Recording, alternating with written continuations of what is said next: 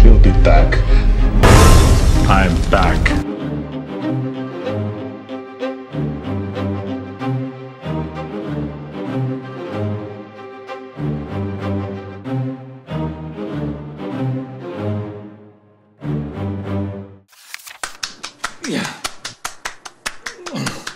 They say there's this magic pill that will make you big and strong like Hercules. Meet to decide which one is the most perfectly developed man in the world. They say it will make you a famous actor and get you elected into public office. It will give you superhuman strength and a life of happiness and muscles.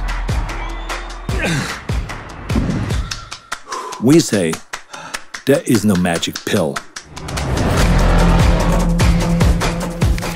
I think the biggest mistake is that you go to the gym and you go through the motion, but you don't really have your mind inside the muscle. So when you do a bicep curl, I can't just stand there like this. Yeah, you can. I've seen the guys training with me also 4 hours a day, 5 hours a day, but they look like shit. And why did they look like shit? Is because they didn't concentrate. They did the same exercise, but they stood like this and then they looked sideways.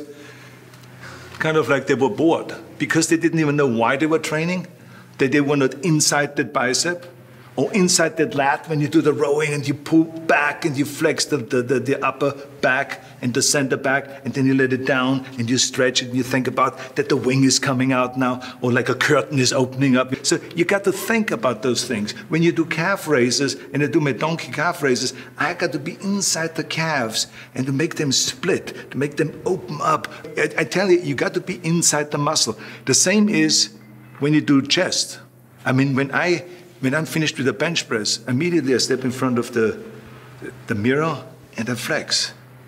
I hit the shot. I want to see everything, how it works, right? And the same is with the cable crosses. When you do afterwards cable crosses, I want to always see what happens. The bottom line is, and why I like to do those seminars or those lectures or those motivational speeches or whatever you may call it, is because you can pump up people and you can really give them this extra push that they need. Give them encouragement, give them get them into a positive thinking mode and all of those things.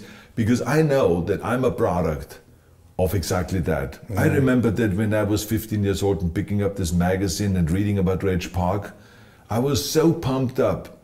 I went home and all of the things that I hated at home, and all of the things that I hated in school all of a sudden disappeared. Because now I had a purpose. Now I knew where I was going. I read it in the magazine, I said, this is what Reg Park did. Oh yeah, he came from a poor place, Leeds. It was a factory town, it was dirty and polluted and everything like this. And that's where he grew up. That's kind of the way I grew up here. And, you know, I followed his footsteps and it worked. And so this is why it is so, when he just through a magazine has this kind of a power over me. Yep. Imagine now if we go there and tell people live, you can do it, you can do it, you can be the greatest, do it, go for it. And so this is why I like doing it, because I feel like I'm a product of a lot of encouragement from so many people, so I want to do the same, because remember in the end, I always say we're not judged by how much we make, but we're judged by how much we give back. Nice. How much do we give? So that's where I want to give something back. I think, you know, everyone has their own list of things, a bucket list of things that they always wanted to do. I mean, for me, I always say to myself, I think it would be great if I would have enough time one time to just sit here and watch all the documentaries that I always wanted to watch. You know, I watch documentaries and I watch movies and I watch the news and all of this stuff, but you always feel like there's just so much out there, so much content out there that you would like to kind of see. And but everyone has different needs. Some people feel like, oh, my wish list always was to spend more time with my family and all this stuff. So everyone has a different kind of a wish list of things that they wish they could do. I have a routine, which basically means they do something we don't have to think much. I believe that routines are very important it's kind of like the foundation, like to a house or to a building or to anything. So that means like if I get up in the morning, part of my routine is to get up in the morning at, let's say, 5 o'clock. Then I make my coffee. I feed the animals. I go and read the paper, go through my iPad, see if there are any important messages. So that's part of the routine. I don't even think about that. I also, part of the routine is that I have my bike already mounted on the back of my car. I drive down and then take it off, and I ride with the bike to the gym.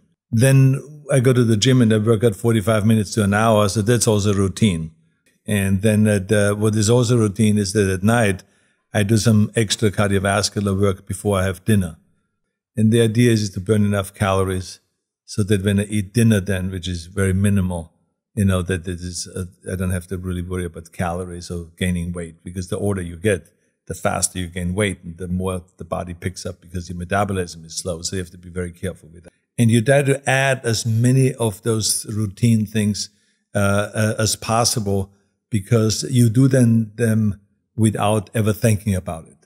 And that's what we need to do. So yeah, there are certain things that are difficult. It's difficult for people to have a routine, but they just have to go and do that, and they should just work on it and don't even ask about it, should I or should I not. That's the key thing about the routine, is that you don't ask yourself, should I or shouldn't I? You just do it.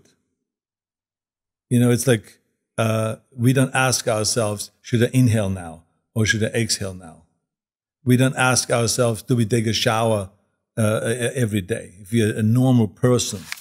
In order to be complete, that's when you really have a 100% chance at being successful. When you have a complete situation, that means that you have developed your body, meaning your health, your strength, your energy, and all of that makes you much more positive, right? Because that's when you wake up, when you feel strong and you feel fit and you ride the bicycle in the morning, the whole world looks much more bright. So the training of the body, extremely important. The training of the mind, extremely important. That's why I say to people, I say, you got to educate yourself, you got to read something every day, you got to learn a new language, you got to just always improve and look at what can you do to improve your business or your life in general.